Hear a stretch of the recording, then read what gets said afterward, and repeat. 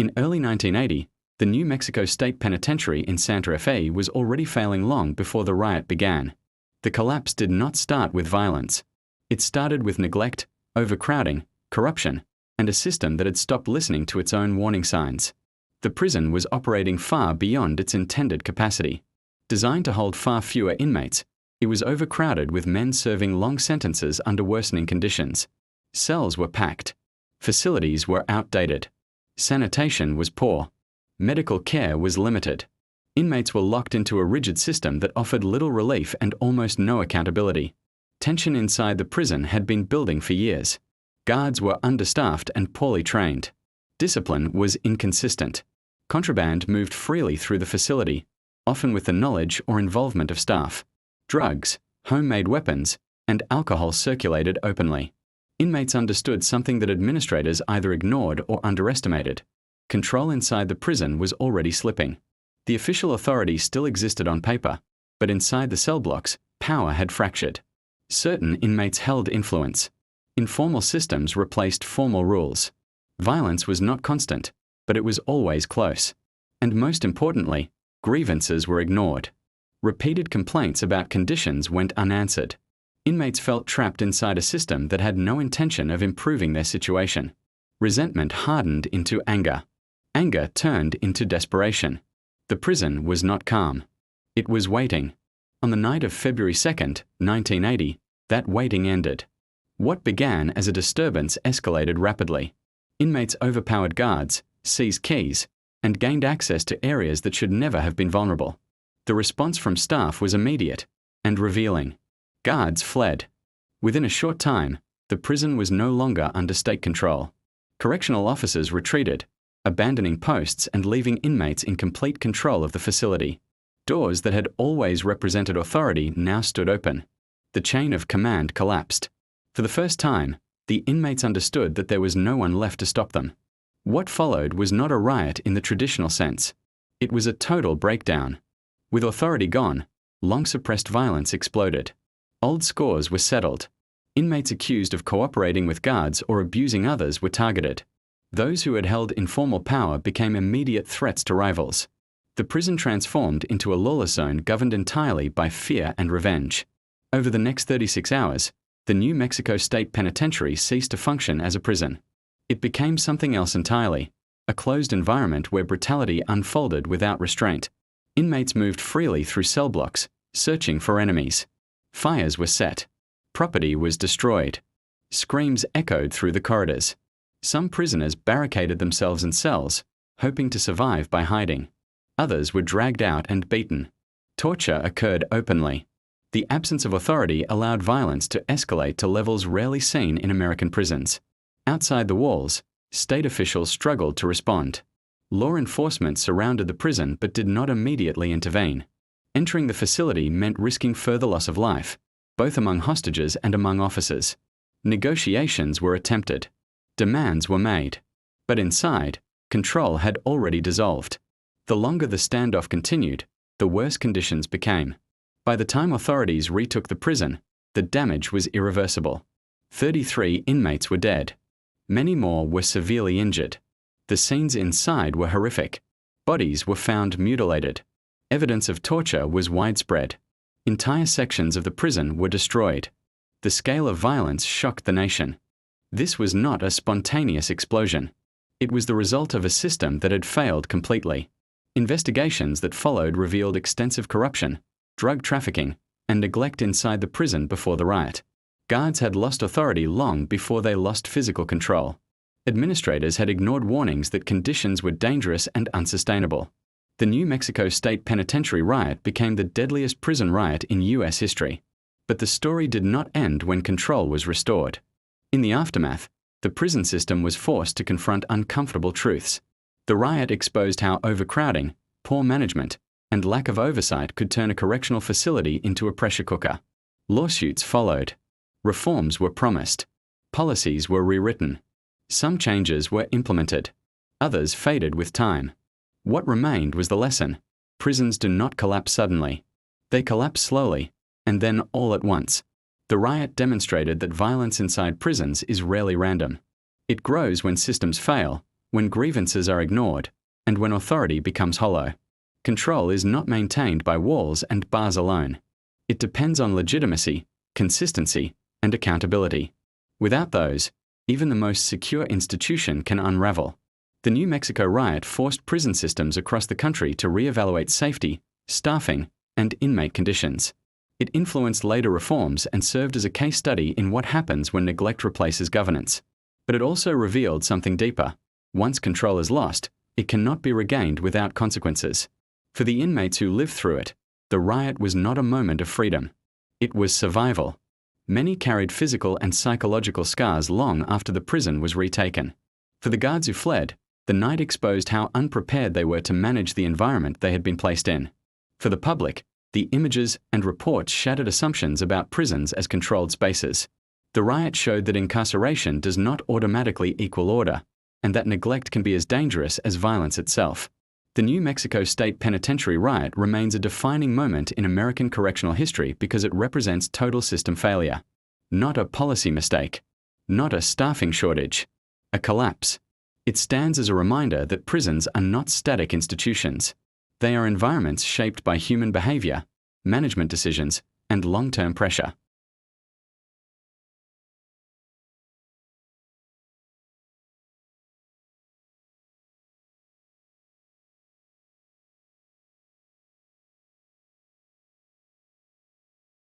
Because once the guards fled, once the gates were effectively abandoned, and once authority disappeared, there was nothing left to contain what followed. Control did not weaken. It vanished. And when control disappears inside a prison, the results are never temporary. After the prison was finally retaken, investigators stepped into a scene that few were prepared to understand. The physical damage was immense, but the deeper damage was systemic. What happened inside the New Mexico State Penitentiary was not just an explosion of violence, it was evidence of long-term decay. As investigators moved through the facility, they documented conditions that had existed long before the riot. Cells were overcrowded. Security procedures were inconsistently enforced. Contraband had been flowing freely through the prison for years. Homemade weapons, drugs, and alcohol were not exceptions. They were part of daily life. Interviews with surviving inmates revealed a system that had stopped functioning as intended. Guards were often outnumbered and undertrained. Discipline varied depending on who was on duty. Favoritism and corruption undermined authority. Inmates learned quickly that rules could be bent, ignored, or exploited. This erosion of structure created an environment where power shifted away from the institution and toward informal inmate hierarchies. Certain prisoners controlled access to contraband. Others enforced their own rules through intimidation and violence. The prison still appeared orderly from the outside, but inside, authority was fragmented. Warnings had been issued before the riot. Reports described rising tensions and increasing violence. Complaints about living conditions were filed repeatedly. Medical neglect was documented. Overcrowding was acknowledged. Yet meaningful reform never came. The system relied on containment instead of correction. When the riot erupted, it exposed how fragile that containment had become. Guards did not flee because they were cowards. They fled because they understood that control had already been lost. Without backup, without support, and without trust in the system, retreat became survival. The decision to withdraw left inmates alone inside an environment with no boundaries. That vacuum of authority allowed violence to escalate without limit. Once power became unrestricted, restraint disappeared. In the days that followed, public reaction was swift and intense. Media coverage focused on the brutality of the riot, but deeper investigations soon shifted attention toward the conditions that allowed it to happen. Questions were raised about prison management, staffing levels, and oversight failures. Lawsuits followed. Survivors of the riot described not only the violence they endured, but the years of neglect that preceded it. Families of the dead demanded accountability. Civil rights organizations pointed to the riot as proof that the prison system had failed at every level. The state of New Mexico was forced to confront uncomfortable truths. The prison had been overcrowded by design, underfunded by policy, and ignored by leadership. What occurred was not an unpredictable disaster, it was a predictable outcome. Reforms were announced. Staffing increased. Training standards were raised. Oversight mechanisms were strengthened. The physical structure of the prison was altered to reduce vulnerabilities. On paper, the system changed. But the riot left a permanent scar. For prison administrators nationwide, the New Mexico riot became a case study in collapse. It demonstrated how quickly order can vanish when legitimacy erodes. It showed that violence is rarely spontaneous. It grows when pressure is ignored and authority becomes symbolic rather than real. The riot also changed how prison safety was understood. Security was no longer viewed only in terms of walls and bars. It became clear that institutional culture, staff morale, and inmate treatment were equally critical. Perhaps the most lasting impact of the riot was psychological. For those who survived it, the memory of total abandonment lingered. Inmates remembered the moment they realized no one was coming to protect them. Guards remembered the moment they realized the institution could not protect them either. That shared understanding, that the system had failed everyone inside, reshaped how prisons were viewed across the country. And yet, despite the lessons learned, the conditions that led to the riot were not unique to New Mexico. Overcrowding, understaffing, and neglect continued to exist in prisons nationwide. The riot became a warning, not always heeded. The New Mexico State Penitentiary Riot stands as proof that prisons cannot function on force alone. When legitimacy disappears, when rules lose meaning, and when grievances are ignored, control does not weaken gradually. It collapses. After the riot ended and control was restored, the New Mexico State Penitentiary did not simply return to normal operations. There was no immediate sense of closure. What remained inside the walls was a crime scene on a scale rarely seen in American corrections. Investigators moved cautiously through destroyed cell blocks, documenting evidence of violence that had unfolded without restraint. The damage was not only physical, it was institutional. The aftermath revealed how deeply broken the system had been long before the riot began. Reports uncovered widespread corruption among staff, including the smuggling of drugs and weapons. Discipline had been applied selectively. Certain inmates had been allowed to operate with near total freedom, while others were left vulnerable. Authority inside the prison had not collapsed overnight. It had been eroding quietly for years. Public reaction was immediate and intense. Media coverage focused on the brutality of the riot, but deeper investigations exposed the failures that made it possible. Overcrowding had reached dangerous levels. Inmates were packed into outdated facilities never designed to hold so many people. Basic needs were neglected. Medical care was inadequate. Complaints were ignored. Oversight was minimal. The riot forced state officials to confront an uncomfortable reality. The prison system had lost legitimacy in the eyes of those it confined. When rules no longer feel fair or consistent, compliance disappears. Order becomes performative rather than real. The riot was not a rebellion for freedom. It was a collapse driven by abandonment and resentment. In the months that followed, lawsuits flooded the courts. Survivors described conditions that bordered on inhumane. Families of the dead demanded accountability. Investigations revealed that many of the inmates who were killed had been targeted not randomly, but systematically, punished by other inmates for perceived betrayals or past abuses that the system had failed to address. The state was forced to close the penitentiary temporarily. When it reopened, reforms were promised. Staffing levels were increased. Training was improved.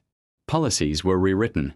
New standards were introduced to reduce overcrowding and increase oversight. On paper, the system looked transformed. But structural change does not erase memory. For inmates who returned, the prison was no longer just a place of confinement. It was a site of trauma. For guards, it was a reminder of vulnerability. The relationship between staff and inmates never fully recovered. Trust had been destroyed in a way that policies alone could not repair. The New Mexico riot became a case study across the United States.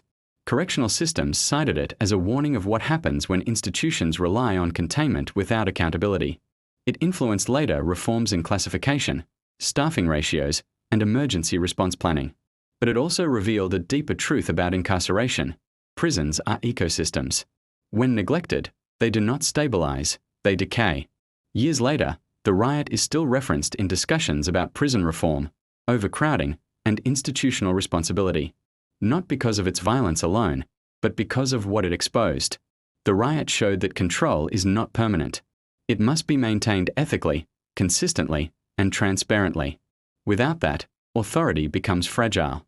The events in Santa Fe did not just change one prison. They reshaped how the country understood correctional failure. The lesson was clear, even if it was uncomfortable. When a prison loses moral authority, physical authority soon follows. And once that happens, there is no safe way to undo the damage. The New Mexico State Penitentiary Riot remains one of the clearest examples of what happens when a system designed to control human behavior stops controlling itself. It stands as proof that riots are not spontaneous disasters. They are predictable outcomes of prolonged neglect. What happened inside those walls in 1980 was not an anomaly. It was a warning. In the months following the riot, lawsuits flooded the courts. Inmates and families of the dead accused the state of creating conditions that made violence inevitable. The federal government took notice. Oversight increased. The New Mexico prison system was placed under intense scrutiny. As a result, sweeping reforms were promised. Staffing levels were increased. Training programs were rewritten. Classification systems were improved to separate violent offenders more effectively. Physical infrastructure was redesigned to eliminate vulnerabilities that had allowed inmates to seize control so quickly. But reform came with an uncomfortable truth. None of these changes could undo what had already happened. The riot became a permanent scar on the history of American corrections. It was cited in training manuals, policy debates, and academic studies for decades. The lesson was clear and unsettling. When prisons are ignored, they do not remain stable.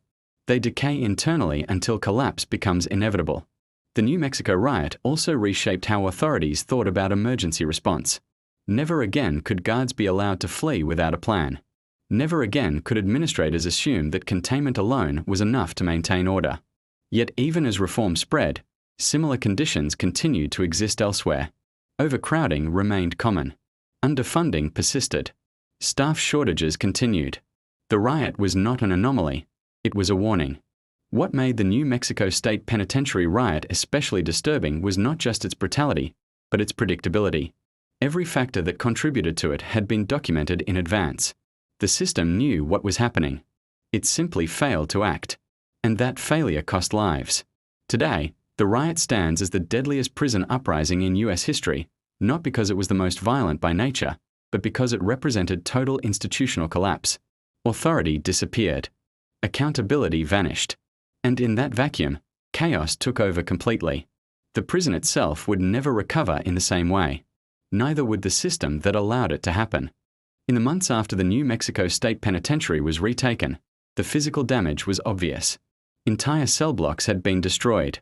Security systems were unusable.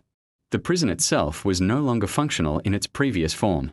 But the deeper damage was harder to see. Survivors of the riot carried memories that would never fully fade. Some inmates had witnessed extreme violence for the first time in their lives. Others had been forced into situations where survival required decisions that haunted them long after the gates were closed again. The psychological impact of those 36 hours extended far beyond the prison walls. For correctional officers, the riot shattered the illusion of control. Many had entered the profession believing that uniforms, keys, and procedures guaranteed authority. The riot proved otherwise. When fear replaced structure, authority collapsed instantly. Some officers never returned to prison work. Others stayed but carried the knowledge that systems can fail without warning. Investigations that followed revealed how deep the failures ran. The riot was not caused by a single mistake or a single night of chaos. It was the outcome of years of ignored warnings. Overcrowding had pushed inmates into unsanitary, volatile conditions. Guards were understaffed, undertrained, and often unsupported. Contraband moved through the prison because enforcement had weakened long before violence erupted. Perhaps most damaging was the culture of silence. Complaints from inmates were dismissed. Reports from staff were minimized. Each unresolved issue added pressure to a system already strained beyond capacity. When the riot finally began, it was not a surprise to those paying attention. It was confirmation. The aftermath forced changes that could no longer be avoided. New Mexico closed the old penitentiary and replaced it with a modern facility designed to address overcrowding and security flaws. Staffing standards improved. Training expanded. Oversight increased. Across the country, prison administrators studied the riot as a warning of what happens when control exists only on paper. Yet even with reforms, the questions raised by the riot never fully disappeared. How much pressure can a prison absorb before it breaks? How do you maintain order without creating conditions that guarantee violence? And how quickly can authority vanish once fear takes over? The New Mexico riot demonstrated something fundamental about incarceration. Prisons are systems of balance. When that balance collapses, recovery is slow, painful, and incomplete. Walls can be rebuilt. Policies can be rewritten. But trust, once lost, is far harder to restore. Decades later, the riot remains one of the darkest chapters in American correctional history, not because of its brutality alone, but because of how clearly it exposed institutional failure. It showed that prisons are not separate from society's values. They reflect them. Neglect, indifference, and corruption do not stay contained forever. They eventually demand a reckoning. And when that reckoning comes inside a prison, there is nowhere for the damage to go.